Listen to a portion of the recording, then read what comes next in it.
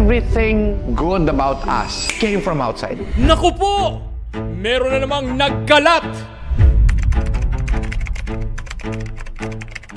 How did it happen that so many Filipinos are leaving the Philippines for work? May isang kilalang istoryador. Ang naging sagot ay sobrang lumihis. For many years, we don't have to leave the Philippines for work. But remember that we had a colonial experience for 300 years. That is why a lot of Filipinos would like to go out of the country. Nangyayari ang ganyang pagkakalat ng wrong information sa mga tunay na OFW tulad ko. Colonial mentality daw ang rason kung bakit kaming mga Pilipinong nag-OFW ay nag-abroad. Bakit ba? Ang katotohanan, mga kaibigan at mga kababayan, ay nag-a-abroad ang mga Pilipino dahil sa hindi colonial mentality.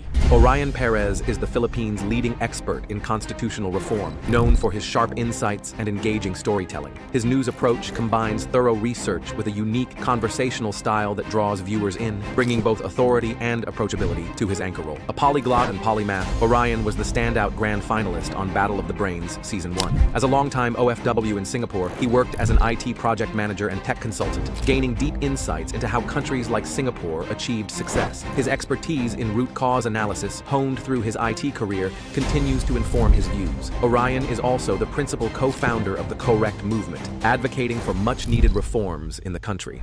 Okay guys, I wanted to thank all of you who've helped out in sharing, spreading, and spamming our videos, but we really need your help.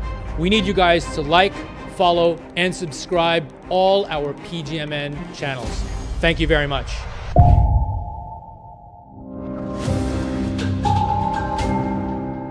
Naku po!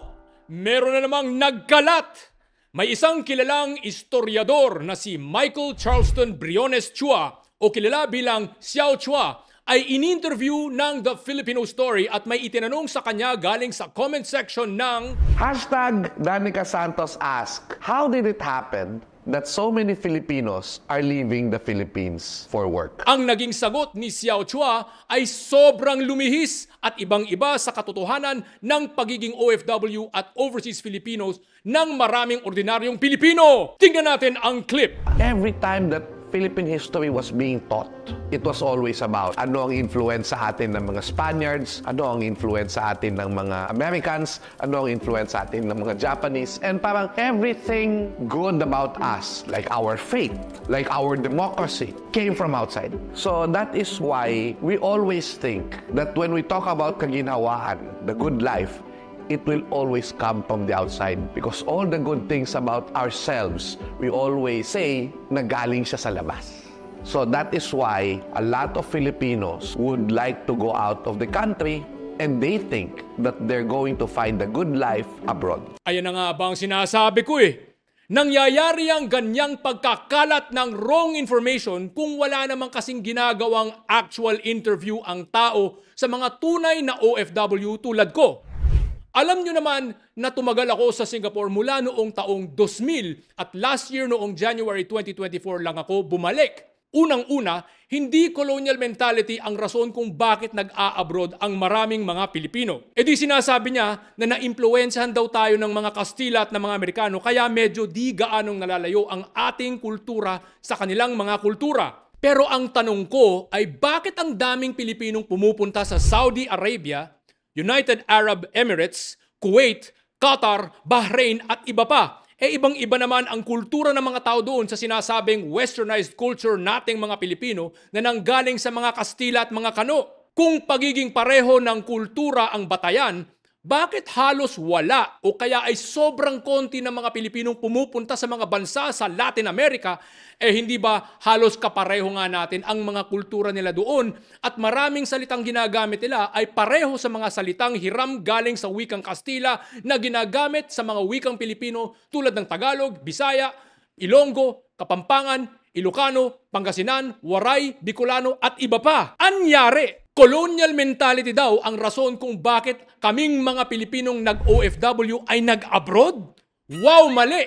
Ang katotohanan, mga kaibigan at mga kababayan, ay nag-a-abroad ang mga Pilipino dahil sa konting-konti lang ang mga trabahong available sa Pilipinas kumpara sa sobrang dami ng mga aplikante at anumang trabaho ang meron ay sobrang baba ng pasweldo. Kaya nga kaming mga OFW ay napapa-abroad ay dahil sa madalas, doble, triple o kaya ay 4 or 5 times or more ang pasweldo doon sa mga mayayamang bansa sa abroad kung ikukumpara ito sa sweldong makukuha mo para sa parehong trabaho sa Pilipinas. Paminsan nga, meron dyan, lab assistant sa Pilipinas, chemistry graduate, sa sobrang baba ng sweldo sa Pilipinas, nag-waiter sa Dubai. Kasi sa Dubai, bilang waiter ay halos triple ang sinesweldo niya kumpara sa sweldo niya sa Pilipinas.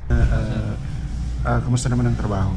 Okay naman yung trabaho. Okay, kumpara mo sa Pilipinas, ang kita, mas okay na dito. Mas okay naman dito yung yung kita. Economics, hindi colonial mentality. Bakit ba? Pumupunta ba ang maraming Pilipina sa Hong Kong, Singapore o Taiwan para maging katulong kasi kakultura ng mga ordinaryong Pilipino ang majority ng mga tao sa mga lugar na yan? Chinese culture nga sila doon eh. Medyo iba yan sa kultura nating mga ordinaryong Pilipino, hindi ba? Uulitin ko ha, kawalan o kakulangan ng trabaho at economic opportunities na may disenteng pasweldo sa Pilipinas ang mismong umuudyok sa mga Pilipino na mag-abroad. Anyway, nagkaroon yata siya ng sagutan sa isa niyang kakilala at tinira siya kasi nga halos hindi siya nagme-mention ng tungkol sa economics. Ito ang isa sa mga sinabi niya. Hoy! Nananahimik yung video ko na wala namang sinasabing hindi nakabatay sa kasaysayan tapos puro ad hominem attack sa maitim kong leeg at intellectually dishonest daw ako kasi I do not explain economics. For many, many years, we don't have to leave the Philippines for work. Ginhawa, the good life can come from us. We were standing on our own 2 feet. But remember that we had a colonial experience for 300 years. Alam niyo ba kung ano ang intellectually dishonest? Yung I will discuss the intricacies of law and the economy tapos wala naman talaga akong expertise dyan. Well, ganito po yan, Xiao Chua. Importante po talaga sa anumang pagsusuri o analysis ng kasaysayan ang pag-unawa sa economic context ng sitwasyon ng bansa. Hindi naman kayo rini-require na maging ekspertong ekonomista at gumawa ng graph ng supply and demand curve o mag-calculate ng anumang computations na ginagawa ng mga ekonomista tulad ng gross domestic product o mag-calculate ng inflation rate o kung ano pa. Alamin nyo lang sana ang basic economic context. Bigyan ko po kayo ng halimbawa sa world history.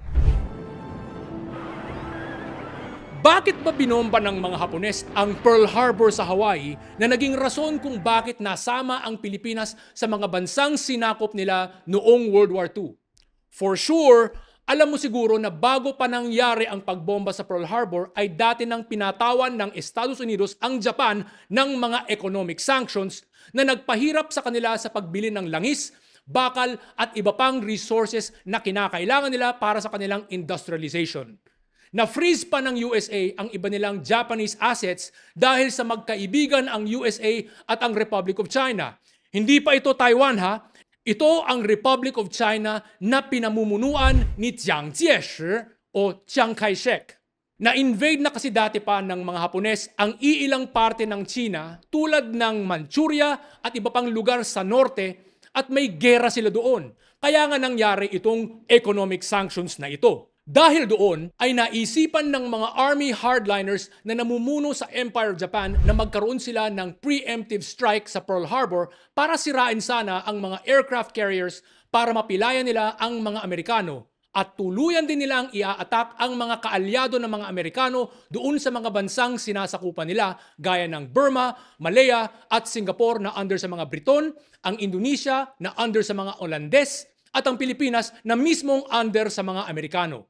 Naisip na rin ng mga Hapones na kunin na lang din nila ang mga natural resources ng mga bansang yan para makabawi sila dahil sa economic sanctions na ipinataw sa kanila ng mga Amerikano.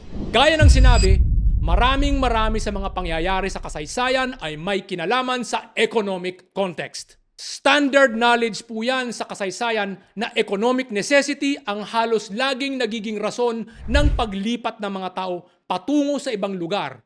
Oo, paminsan may religious at cultural or ethnic persecution din. Pero madalas ay talagang aalis ang tao dahil sa pinahihirapan sila doon sa kanilang ekonomikong pamumuhay. Bottom line, hindi colonial mentality ang umuudyok sa mga Pilipino na mag-abroad. Bunga po talaga ito ng bulok na walang kwentang economic system ng Pilipinas na kung saan ay pinahihirapan ng ating sistema ang pagpaparami ng mga lokal na negosyo at lalo pang pinahirapan ng 1987 Constitution ang pagpapapasok ng marami sanang international investors at global companies na nakapagparami sana sa mga trabaho para sa mga ordinaryong Pilipino. At dahil ito sa mga 60-40 ownership requirements at iba pang mga anti-foreign investment restrictions sa loob ng saligang batas. Dahil konti lang ang mga trabaho kumpara sa sobrang dami ng mga aplikante at new graduates kada taon, law of supply and demand ang iiral. Kita natin na magiging mababa ang mga sweldong ino-offer ng mga kakaunting mga kumpanya sa Pilipinas kasi ang daming mga aplikanteng kakagat sa mababang sweldo kasi desperado sila. Kaya no choice. Talagang puwersado ang maraming Pilipinong mag-abroad dahil sa halos walang trabahong available at kung meron man, sobrang baba ng sweldo sa Pilipinas. O ayan, edi alam na natin, di ba? Ano na, Xiao Chua? Hindi pa ba natin aayusin ang bulok nating sistema para lumago ang ating ekonomiya at dumami ng dumami ang mga trabahong may matataas na sweldo sa loob ng Pilipinas? Ako po si Orion Perez Dumdum para sa PGMN.